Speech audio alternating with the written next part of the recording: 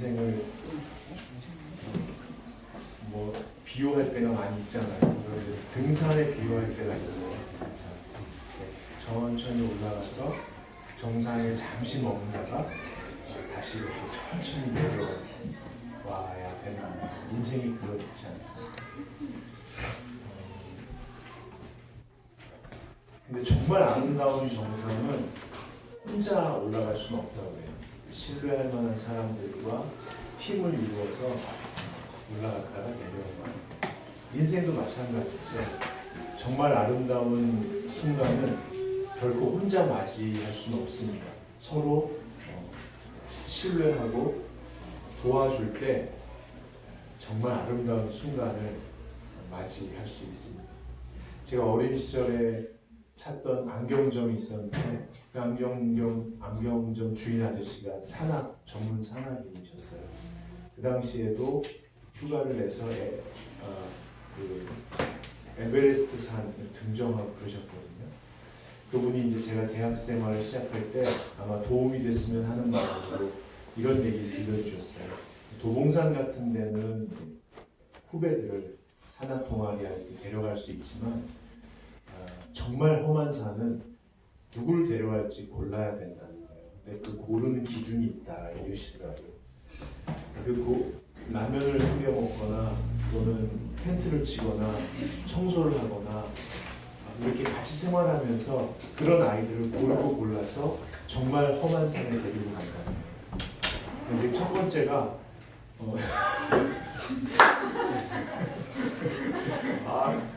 윤민이가 결국 내려왔어요. 불굴의 의지.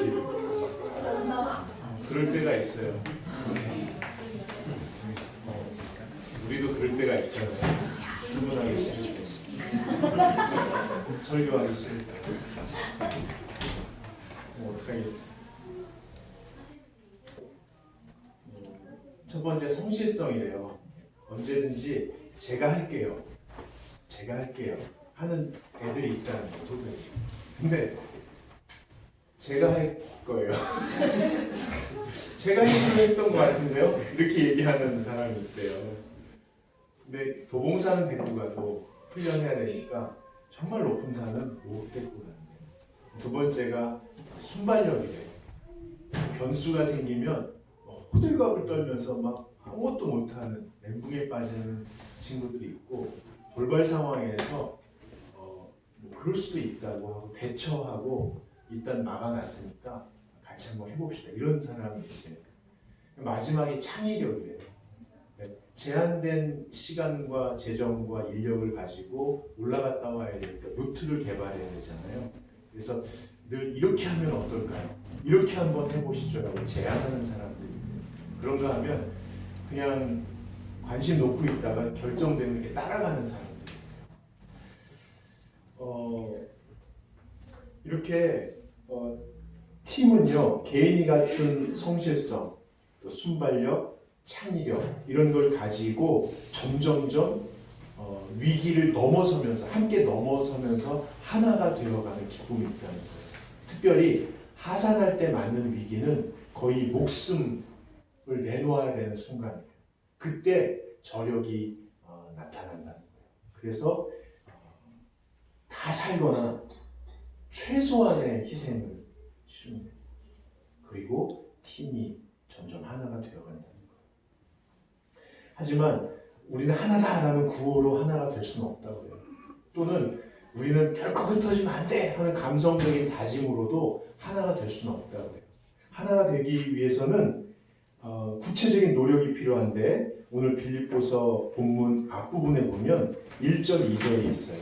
우리 함께 읽어보도록 하겠습니다. 빌립보서 2장 1절과 2절입니다.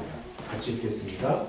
그러므로 그리스도 안에 무슨 경멸이나 사랑의 무슨 위로나 성령의 무슨 교제나 금일이나 자비가 있거든 마음을 같이하여 같은 사랑을 가지고 뜻을 합하여 한 마음을 품어 마음을 같이하여 사랑을 가지고 뜻을 합하여 한 마음을 품는데 그렇게 하기 위해서는 구체적인 노력이 필요하다는 거예요. 그 노력이 1절에 나와 있는데 여러분 눈으로 동그라미를 치시던가 펜이 있으신 분은 동그라미 한번 쳐보시죠.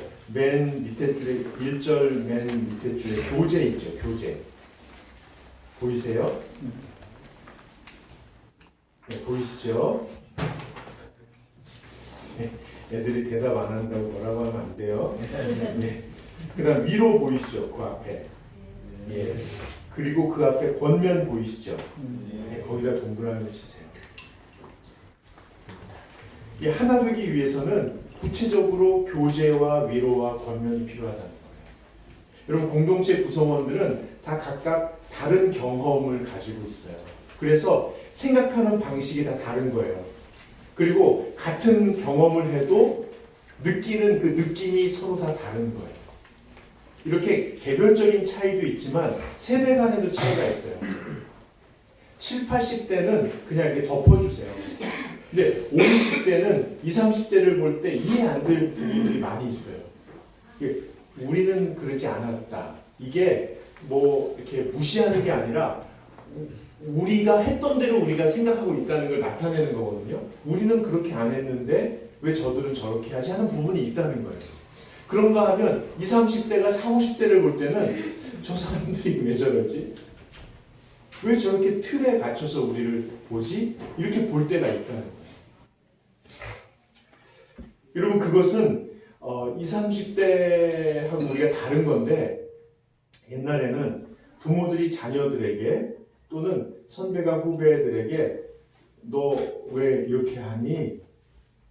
너 도대체 왜 이렇게 하니? 얘기하면 아 잘못했어요. 제가 잠깐 놓쳤어요. 다음부터 잘할게요. 이게 이제 일반적인 시나리오잖아요. 근데 요즘에는 너 왜 그렇게 하니? 너 왜 그러고 있니? 이렇게 해야 되는 거 아니니? 그러면 대부분의 사람들이 대답은 안 하는데 표정이 왜 그렇게 해야 되는데요? 이런 표정이야. 왜 그렇게 해야 되는데요? 이런 표정. 이게 권위를 무시하는 건 아니에요. 제가 많은 부모님께 상담을 받아요. 제 아이가 제 말을 무시해요. 그리고 목회자들, 담임 목사님들도 부목사님들이 저를 무시하는 이렇게 얘기하는 분들이 계시거든요. 그래서 제가 많이 살펴봤어요. 근데 무시하는 게 아니에요. 그것은 세상을 보는 관점이 다른 거예요. 그리고 일 처리하는 방식이 다른 거예요. 그래서 교제가 필요해요. 교제는 그냥 두고 보는 거예요. 일단 교제, 옛날에는 교제를 하면 이해할 수 있었잖아요. 요즘에는 이해하기가 힘들어요. 그래서 지금 제가 말씀드리는 교제는 그냥 좀 놓고 보는 거예요. 그 사람이 그럴 수 있다는 것을 그냥 놔두는 거예요. 그래서 느슨하고 편안한 관계를 맺기 위한 교제가 필요해요. 그 코칭 전문가 중에 김윤나라는 분이 계시거든요. 그분이 말그릇이라는 책을 썼더라고요. 그래서 제가 성탄절을 비롯해서 개정으로 말밥그릇이라는 얘기를 많이 했거든요. 말밥그릇에 우리 주님이 오셨다. 근데 말그릇이라는 책이 집에 있길래 눈에 확 띄는 거예요. 말그릇이 뭘까? 제가 보니까 말을 담는 그릇을 말하는 거예요. 우리의 말을. 마음이겠죠. 말그릇이 넓고 깊은 사람은 말을 삼킬 수 있대요. 말그릇이 좁아 터진 사람은 말을 삼킬 수가 없으니까 계속 뱉는 거예요. 그분이 말하는 거예요. 상대방을 내 뜻대로 끌고 가기 위해서, 내 기준에 상대를 맞추기 위해서 하는 언어들은 통제 언어라고 해요. 소위 말해서 들으려고 하는 말. 그런데 상대방을 그냥 놓고 이해하려고 소통하는 말을 소통의 언어라고 해요. 우리에게 소통의 언어가 필요한 거예요. 여러분 그래도 이렇게 소통하려고 그래도 나를 이렇게 받아들이지 않고 또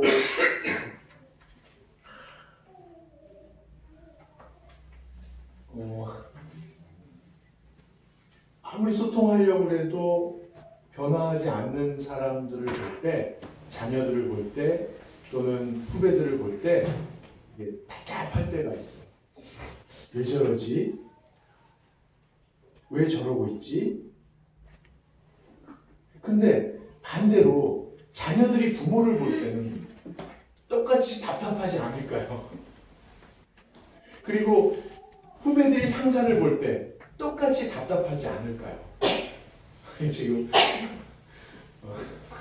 시내가 식가닥에 아빠가 나를 보고 답답해하는구나. 그렇지 않아요.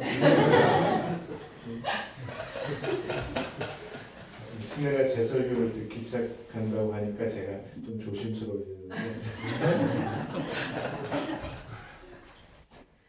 나중에 따로 얘기해. 제가 왜 이렇게 표현하냐면 늘 그런 게 아니라 가끔 그럴 때가 있잖아요. 피할 수 없잖아요. 그러면 사실은 우리는 모두 지금 힘든 거예요. 누구나 다 힘든 거예요. 내가 힘든 만큼 누구도 다 힘든 거예요. 그래서 교제뿐만 아니라 위로가 필요한 거예요. 그래서 여러분 첫마디를 긍정의 말로, 격려의 말로 정말 잘했다. 어떻게 이런 생각을 했어? 놀랍구나. 잘하셨어요. 내가 했으면 이거 못했을 텐데. 아, 자네 정말 대단해. 이런 말이 먼저 나와야 된다. 위로. 그 후에 내가 사실 기대하는 게 있는데 이거 다음에 고려해서 한 번 더 하면 좋겠어요. 이런 위로가 필요하다. 여러분 그런데 부모와 리더에게만 보이는 게 있어요. 부모와 리더는 하나님이 눈을 열어주셔서 끝을 보게 하세요. 무슨 말이냐면 이런 페이스로 이런 추세로 가면 끝에 만날 위기가 뭔지를 알게 하세요. 리더는 본 것을 말하는 사람이에요.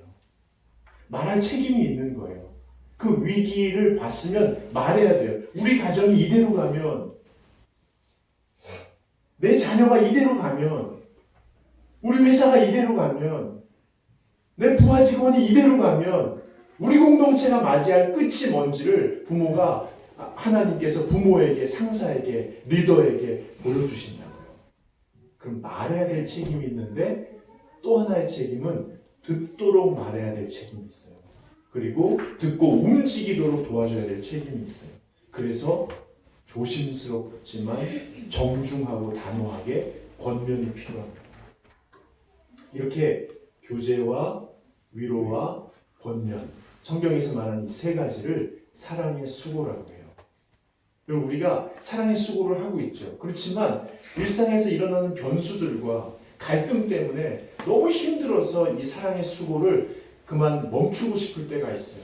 그래서 권면이 통제로, 위로가 분노로, 그리고 교제가 협박으로. 협박 죄송합니다. 원고에는 위협으로 나와 있어요. 다시 정리하겠습니다. 교제가 통제로, 위로가 뭘로 변질될까요? 비아냥으로, 그렇죠? 그리고 권면이 위협으로, 이렇게 안 되면 나중에 어떻게 해줘? 이렇게 변질되는 거예요. 그러나 그럼에도 불구하고 우리가 다시 사랑의 수고를 할 수 있는 것은, 하고 있는 것은, 하려고 애쓰는 것은 우리 마음에 예수님의 마음이기 때문에 그래요. 여러분 예수님의 마음이 뭐예요? 부처님 가운데 토막은 아시죠? 왜 설교니까 침을 뱉잖아. 부처님 가운데 토막은 아시죠? 잘 모르세요? 이걸로 세대가 갈리는구나. 저 뒤에서 영주가 모른다고 몸소리를 치네요. 부처님 가운데 토막은, 부처님 하면 뭐예요? 자비로움. 자비로움인데 그 가운데 토막, 퓨어한, 아주 순수한 자비로움을 가진. 그래서 정말 좋은 사람을 볼 때, 부처님 가운데 토막 같다. 이렇게 얘기하는 거예요.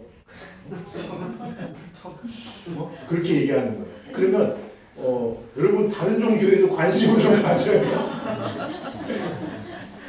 네? 그러면 우리 부처님 가운데 토막 같은 분들 많잖아요. 정명철 집사님, 부처님 심장 같은 분. 그러면 예수님의 마음은 도대체 뭘까요? 예수님의 마음. 저 자비로운 미소를 보여주시옵소서. 김영사가 왜 이렇게 좋아하세요? 내 남편이 인정받는. 네, 온 세상이 인정하는 남편이세요. 우리 회복돼서 나오셔서 반가워요. 예수님의 마음은 그럼 뭘까요? 예수님의 마음이 오늘 본문에 나와 있는데 5절부터 8절까지를 같이 읽어보겠습니다. 5절부터 8절까지 같이 읽겠습니다. 너희 안에 이 마음을 품으라. 곧 그리스도 예수의 마음이니 그는 근본 하나님의 뜻이시나 하나님과 동등됨을 취할 것을 여기지 아니하시고 오히려 자기를 이루어 종의 형체를 가지사 사람들과 같이 계셨고 사람의 모양으로 나타나사 자기를 낮추시고 십자가에 고통하셨으니 곧 십자가에 죽으시리라. 아멘. 여러분, 예수 그리스도의 마음을 품으라는 거예요. 근데 그 예수 그리스도의 마음이 뭐냐면 근본 하나님의 본체시나, 즉 하나님과 같은 분이시나 신이시지만 그 하나님과 동등됨을 취하지 아니하시고 오히려 자기를 비워 종의 형체를 가지사 사람이 되셨다는 거예요. 하나님께서는 당신을 나는 스스로 있는 자라고 말씀하셨어요. 예수님도 나는 나다라고 말씀하셨어요. 독립적이고 자율적인 존재이신 신께서 신에 의해서 창조된 사람의 자리로 내려오신 거예요.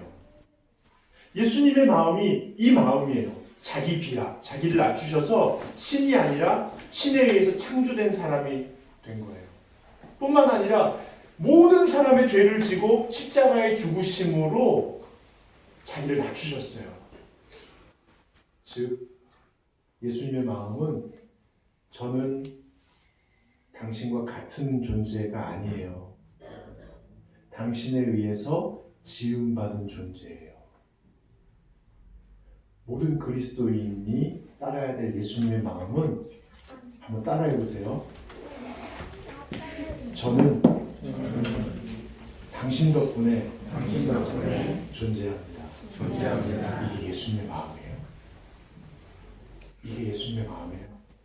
부모는 자녀에게, 자녀는 부모에게, 선배는 후배에게, 후배는 선배에게, 남편은 아내에게, 아내는 남편에게 이렇게 고백하는 거예요.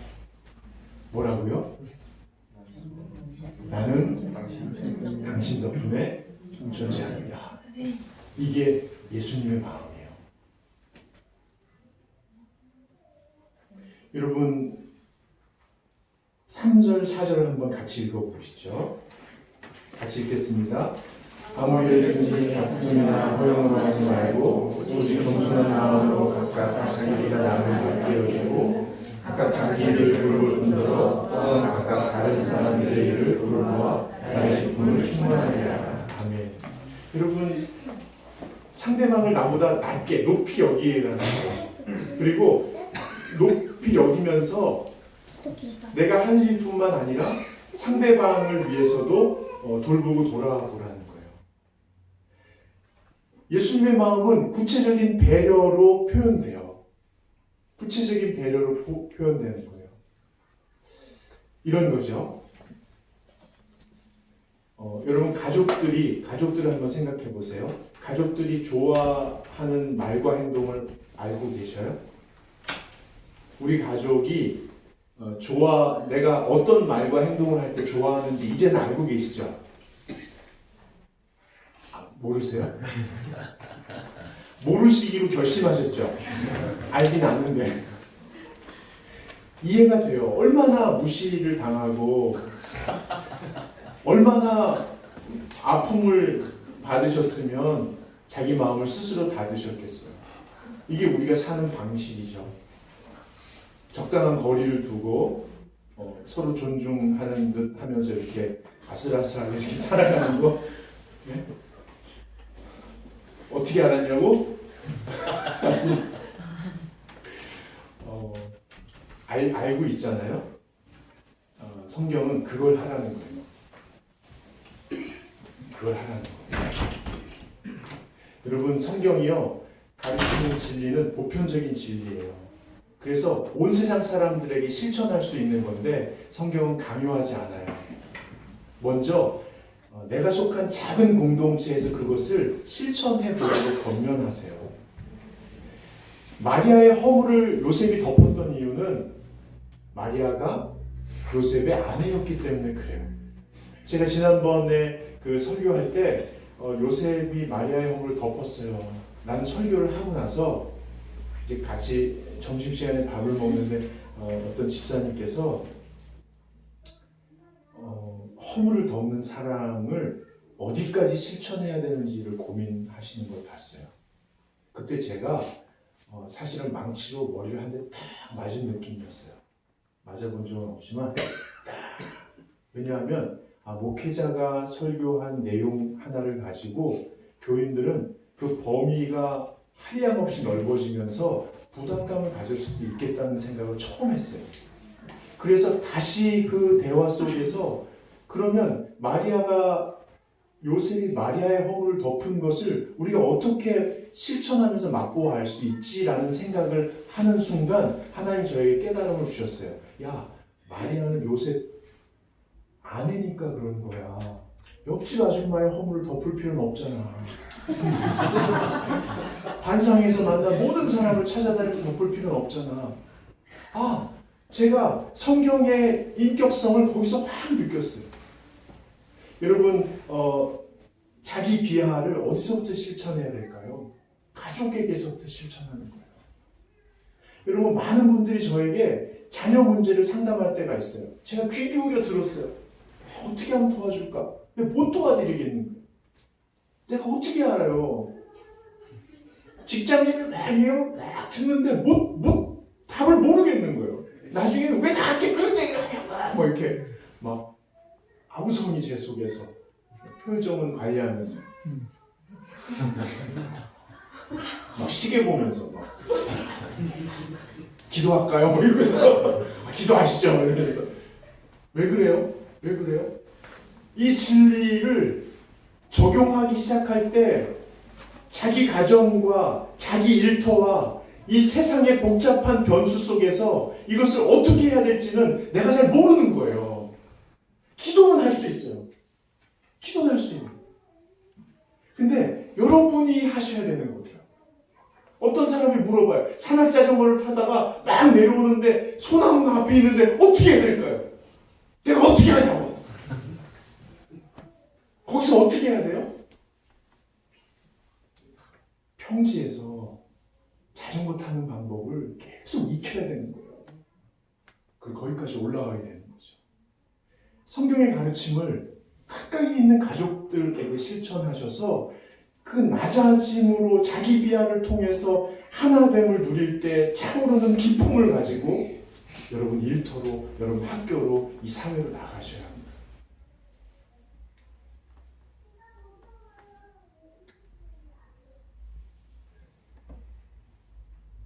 여러분 성경이 인격적이니까 저도 적용을 인격적으로 한번 해볼게요.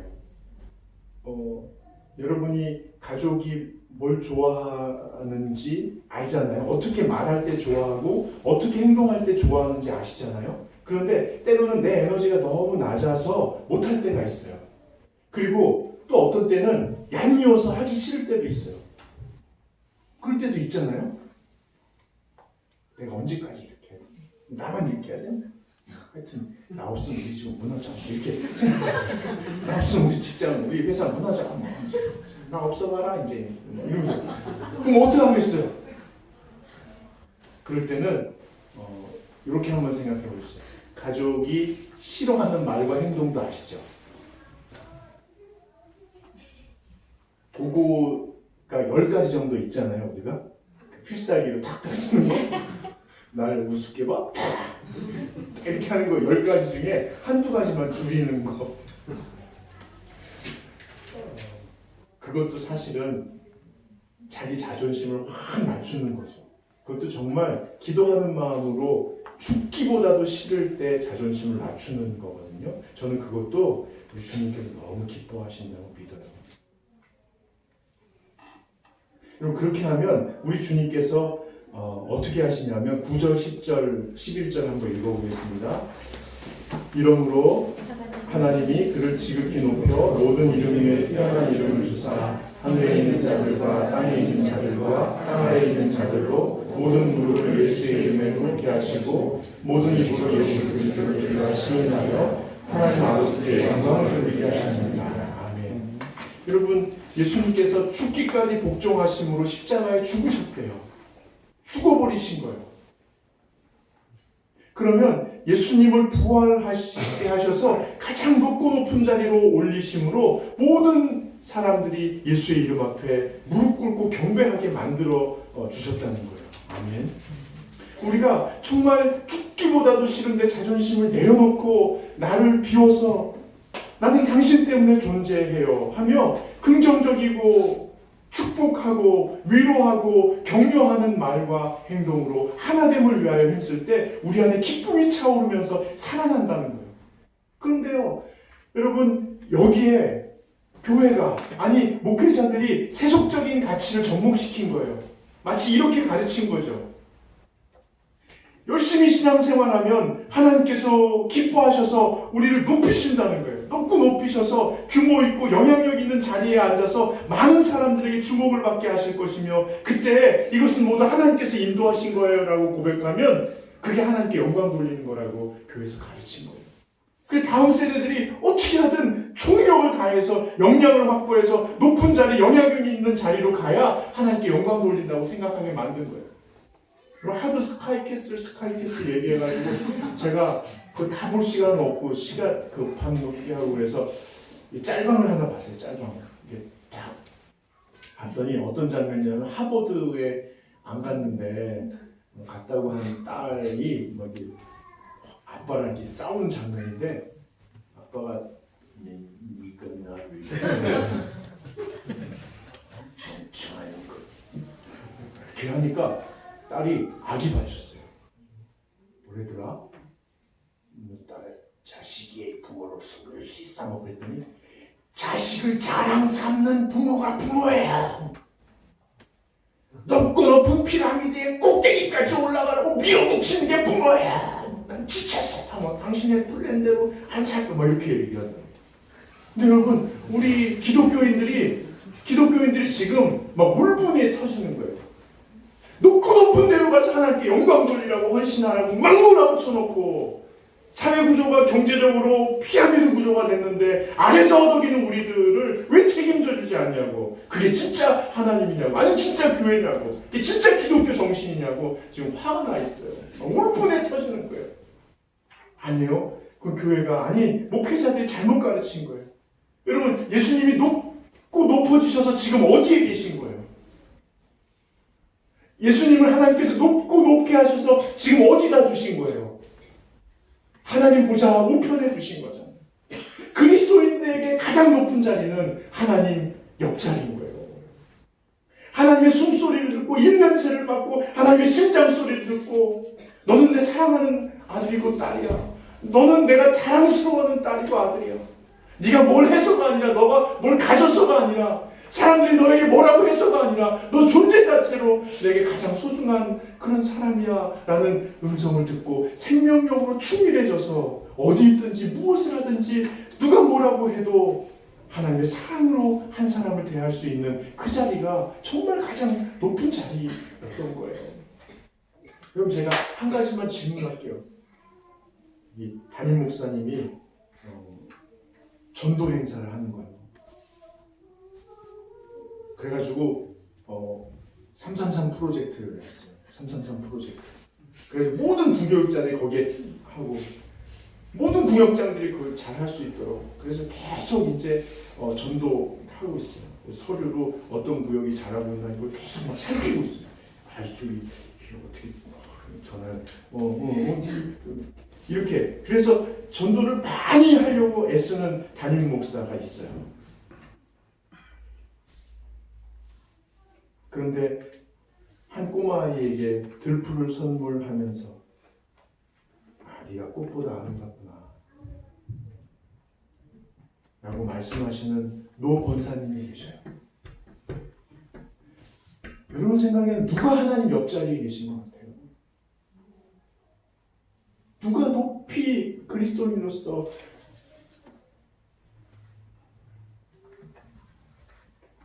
여러분, 오늘 주님께서 명령하세요. 주 예수 그리스도의 마음을 품어라. 그리고 낮고 낮아져서 십자가를 지고 죽기까지 복종하는 자리까지 나아와라. 그러면 너도 살고 공동체도 사는 거야. 그 기쁨으로 충만한 그런 교회가, 그런 가정이 되면 좋겠어 라고 말씀하세요. 여러분,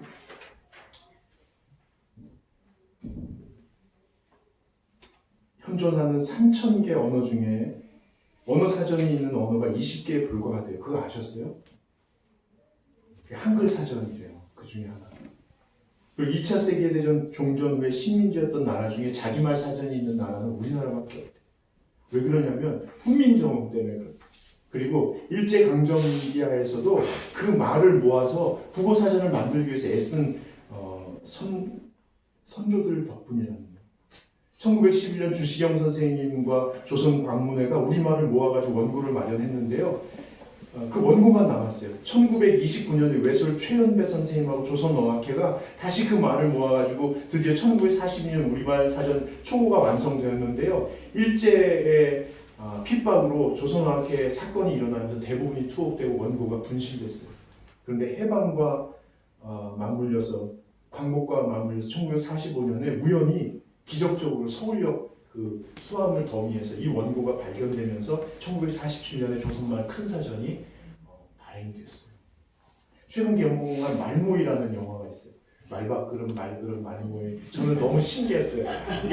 이게 뭔가 말밥그릇 말그릇 말모이 말말말. 그 영화는 그 조선어학회 회원들이 남녀노소 빈부귀천, 학력의 높고 낮은 직업이 뭐와 관계없이 온 힘을 다해서 모두가 그 말을 모아서 만드는 그 장면을 그린 영화더라고요. 근데 조선어학회 한 청년이 수감되어 있는 아내를 구하기 위해서 일본인 그 회유에 넘어갔어요. 일본 경찰 회유. 그래가지고 그 바람에 원고가 다 뺏겼고요. 그 중에 제일 고령이었던 한 분이 감옥에 들어가서 죽도록 맞았어요. 풀려났는데 병원에 입원하셨거든요. 전 그 장면이 그래가지고 이렇게 둘러섰는데 그 청년이 그 북받치는 마음에 자기가 이거 잃는 거라고 솔직히 고백을 했어요. 그러니까 이 같은 회원들이 그 배신감에 이렇게 쳐다보잖아요. 그때 그 누워있던 그 어르신이 이러는 거예요. 자네 마음고생이 심했겠네. 난 괜찮네. 여기 있는 사람들 힘을 모아서 저 어학회 대표를 도와서 꼭 사전을 편찬하게. 그리고 돌아가셨어요. 하나 되어가는 과정, 자기를 낮추는 과정에 오늘 주님께서 여러분과 저를 초대하십니다. 여러분, 우리 명령입니다. 세상에 수많은 이야기가 있지만 예수님의 마음을 품으라고 명령하시니까요. 우리 다 함께 이 찬송을 부르고 기도 한번 하고 하겠습니다.